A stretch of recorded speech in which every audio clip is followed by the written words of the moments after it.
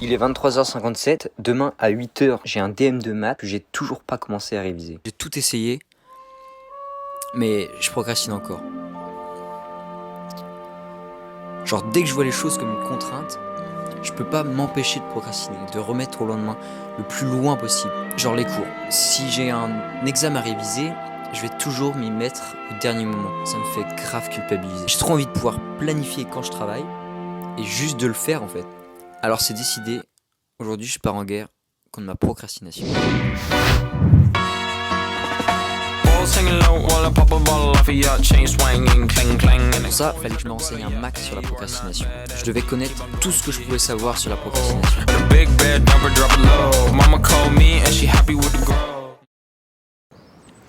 Donc j'ai essayé d'en apprendre un max sur la volonté. On a une partie d'un cerveau qui gère la volonté, ça s'appelle le cortex préfrontal. Le cortex préfrontal, il est divisé en 3 parties. Le pouvoir de faire, donc d'agir, le pouvoir de ne pas faire, de résister. Le troisième, celui de vouloir, c'est-à-dire de garder en tête nos objectifs à long terme. Et donc le cortex préfrontal, il s'est genre rajouté sur nos instincts primaires, sur notre cerveau primitif. Ça fait qu'on a à moi 2 esprits. Un esprit qui recherche le plaisir à court terme, la gratification instantanée, et un autre qui recherche les plaisirs à long terme, si on peut dire, veut nous garder sur le chemin de nos objectifs à long terme. Ça fait qu'à chaque fois qu'on est face à un choix qui demande de la volonté, on a un espèce de conflit entre ces 2 versions de nous. Le truc, c'est que les scientifiques sont en train de montrer que la volonté, ça se passe pas seulement dans la tête, ça dépend aussi de l'état de ton corps. En fonction de comment ton corps est, tu vas avoir plus ou moins de volonté. Et ça, en fait, ça veut dire que si on se met volontairement dans un état qui est plus propice à la volonté, eh ben on peut peut-être avoir plus de volonté quand on a envie, quoi. Du coup, j'ai fait des recherches et le meilleur indicateur qui a été trouvé pour l'instant, c'est la VFC, la variabilité de la fréquence cardiaque. En gros, la fréquence cardiaque, elle est jamais toujours la même. Elle varie. Quand tu inspires, elle accélère et quand tu expires, elle ralentit, par exemple. Et ça permet de savoir que notre cœur reçoit bien les signaux de 2 branches de notre système nerveux autonome. En gros, le système nerveux autonome, c'est tout ce que tu contrôles pas, comme la respiration ou les battements de ton cœur. Et donc ce système nerveux autonome, il est divisé en 2. D'un côté, il y a un système sympathique, donc qui prépare le corps à l'action, qui fait augmenter le rythme cardiaque, mais baisser la variabilité de la fréquence cardiaque. Et de l'autre côté, on a un système parasympathique qui permet, lui, de mettre le corps dans un état détendu, qui fait baisser le taux de stress. Ici, le rythme de la fréquence cardiaque, il accélère, et la variabilité de la fréquence cardiaque, elle diminue. Et c'est ce deuxième état, l'état parasympathique, qui correspondrait du coup à la volonté. Un état propice à la volonté. La variabilité de la fréquence cardiaque, elle dépend de plein de choses comme ton hygiène de vie, ton sommeil, etc.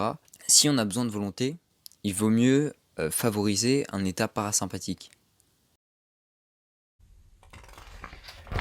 J'ai atteint l'apogée de ma procrastination là, clairement. J'ai procrastiné jusqu'au matin même du contrôle.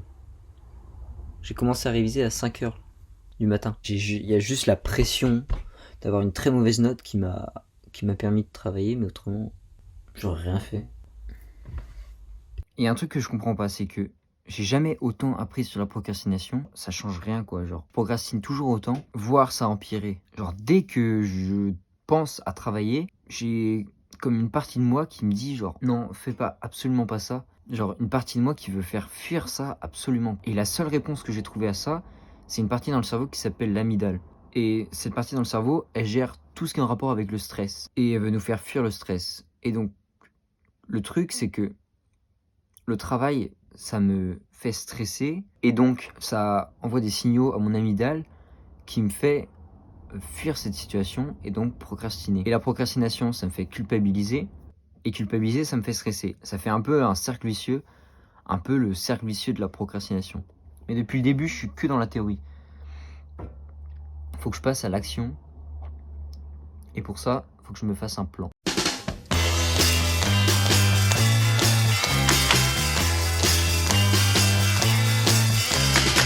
Ok, l'objectif c'était d'améliorer ma volonté de manière concrète et pas seulement dans la théorie. Fallait que je fasse des actions concrètes qui me permettraient d'améliorer ma volonté. Pour ça, j'ai choisi de méditer. Parce que la méditation, ça améliore la conscience de soi et la concentration. Et la conscience de soi, ça permet de savoir à quel moment tu dois faire un choix qui demande de la volonté. Et je faisais ça en combo avec de la respiration ralentie pour entrer dans un état parasympathique. En gros, la respiration ralentie, c'est atteindre 4 à 6 cycles respiratoires par minute. Et la méditation, je la faisais sur une appli comme Headspace ou Petit Bambou. En gros, il faut se concentrer sur sa respiration comme un ancrage et observer ses pensées. Dès qu'il y a une pensée qui nous vient, il faut retourner sur la respiration, sans chercher à fuir les pensées, juste à les observer. Et donc je faisais ça matin et soir. Ça fait plusieurs mois que je travaille sur cette vidéo et j'ai toujours pas réussi à arrêter de procrastiner. Sauf peut-être pour le bac, il y a quelques jours où j'ai réussi à travailler 6 heures par jour pendant 4 jours. Et en fait, je me suis rendu compte que depuis le début, je suis sur une partie superficielle du vrai problème. Et le vrai problème, c'était le manque de sens derrière le travail. Je fais partie de ces personnes qui ont absolument besoin de sens derrière leurs actions pour les réaliser. Il y a des gens, je pense qu'ils n'ont pas besoin de ça. Ils le font sous l'autorité de leurs parents ou de quoi que ce soit. Mais genre, moi, je fais partie de ces personnes qui ne peuvent pas faire par principe, mais qui ont besoin d'un sens derrière leurs actions. Et du coup, toutes ces techniques que j'ai apprises sur la procrastination, toute cette théorie, ça reste superficiel s'il n'y a pas la base. Et la base, c'est le sens. Donc, la procrastination, c'était en fait un symptôme du manque de sens derrière mes actions. Et depuis quelque temps, la procrastination, je la retrouve pas seulement dans les cours, mais dans plein d'autres domaines. Ça montre que j'ai une perte de sens générale dans tous les domaines de ma vie et donc dans ma vie. Donc il faut que j'arrête de me concentrer sur la procrastination, qui est plus un symptôme, une partie superficielle du vrai problème, qu'est le manque de sens dans ma vie. C'est comme dans les histoires peu importe les histoires dans les films ou dans les livres, tous les héros, tous les personnages principaux sont portés par un sens. Et si on part du principe que t'es le personnage principal de ta vie, il faut que t'aies un sens. Si t'as pas ça, t'es dans l'inactivité, t'es dans la procrastination.